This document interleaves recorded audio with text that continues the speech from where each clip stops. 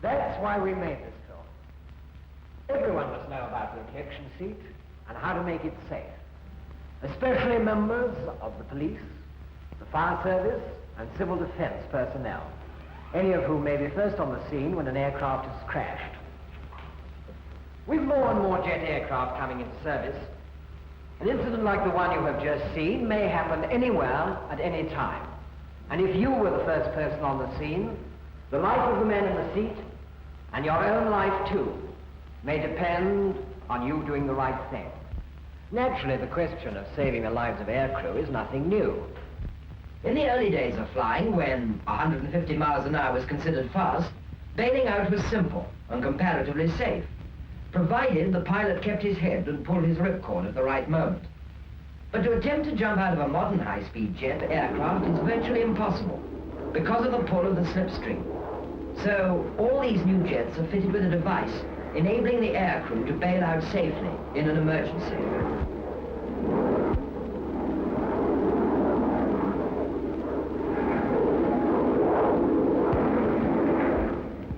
With this equipment, the pilot is fired out of his disabled aircraft like a shot out of a gun. The seat is a complete unit, sliding on guide rails and fixed to the cockpit at these points.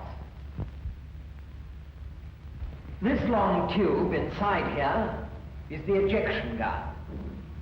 It is fired like any normal gun. It's loaded with 2 cartridges. The cartridges are fired by pulling this handle, which in turn pulls the cable here, operating the firing mechanism. So when the handle is pulled, the whole seat with the man in it is instantly shot clear of the aircraft, high enough to escape the powerful slipstreams. Once clear, the man has to roll forward out of his seat and open his parachute. So that he can manage to do this easily, the seat has to be stabilized. It is done by a drogue, or small parachute. This is the drogue gun. Attached to the drogue gun firing mechanism, there is a cable. One end of the cable is fixed to this container, which is part of the aircraft itself. The container holds 24 feet of cable. When the seat is shot upwards, the cable is drawn out and becomes taut, operating the firing mechanism. A cartridge is exploded in the drogue gun here, and this bullet is shot out. The bullet draws the drogue out of the container. The drogue opens, streams above the head of the seat to stabilize its downward fall, and the man in the seat rolls off quite easily. Of course, the man has to be strapped into the seat, and this is how it's done. First, the parachute harness has to be done up.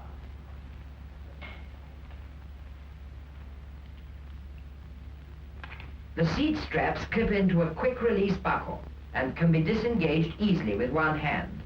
The RT plug is a push-in plug, which breaks automatically when the man rolls off the seat.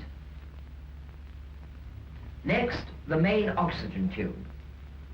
Now, the emergency oxygen tube, which has a spring-loaded positive connection to an emergency oxygen bottle in the dinghy pack here. This tube must remain connected when the pilot leaves the seat. Finally, the dinghy strap, which also must remain connected. Now all the attachments and safety devices are in order, and he's ready to take off. But here's the most important thing to remember about the ejection seat. When the safety pin, with its round metal label, is clipped into the sear of the firing mechanism, here, the mechanism is locked, and the ejection gun cannot be fired. Before taking off, the pin is taken out and placed in the marked stowage pocket. Now the firing mechanism is unlocked, and the ejection gun is live and ready for an emergency. So, to make the seat safe and avoid accidents on the ground, the pin must be clipped back into the small hole in the sear of the firing mechanism. Now the seat is completely safe. To prove the safety of the ejection seat in use, many tests were made with dummies. There goes the seat. For these tests, a parachute is attached to the seat itself, so that it may be salvaged and examined. There's the seat parachute opening.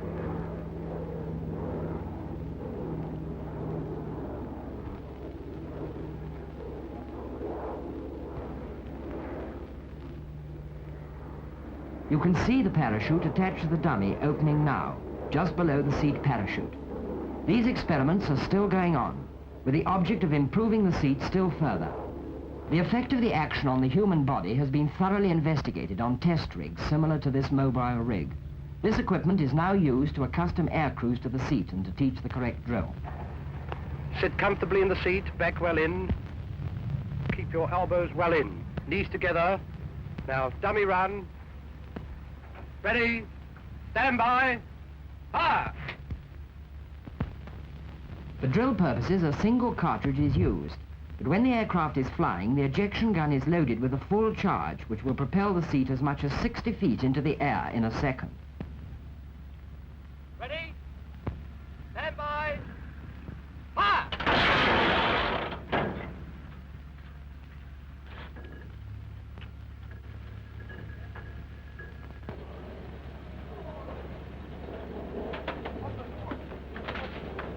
In a live ejection, the actual height reached by the seat depends largely on the forward speed of the aircraft, but it is always high enough to ensure that the seat is thrown completely clear of the slipstream. Ready, stand by, fire! After many tests on ground rigs and a number of dummy ejections, Benny Lynch of the Martin Baker Aircraft Company was the first to attempt a live ejection. The aircraft used for these tests was a Meteor 3, especially adapted with a second cockpit.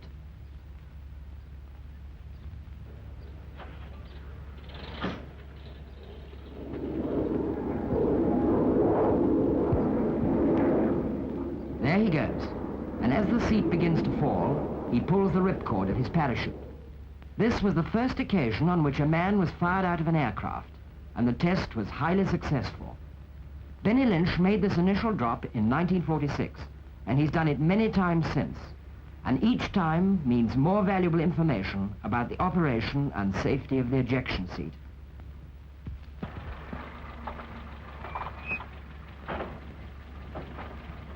Well, Benny, how'd it go? Fine. I touched down very gently just by the edge of the airfield. Feel safe in the ejection seat? Safe as houses. Otherwise I wouldn't be doing it. The only time I feel nervous is when I see inexperienced people playing around with it. There you are. Straight from the horse's mouth. It's the job of the servicing personnel to ensure that the ejection seat is in full working order, ready for an emergency in the air, and completely safe when the aircraft is on the ground. They have to be experts. But if ever you are faced with the job of rescuing a man strapped in the ejection seat, all you have to remember is, don't touch the firing handle, and don't pull on the firing cable, or any other cables. Just look for the safety pin attached to the round metal label.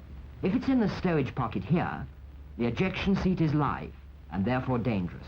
So, take out the pin, and clip it through the small hole in the sear at the back here.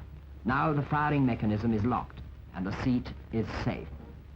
Well, there you are. Simple, isn't it? When you know how.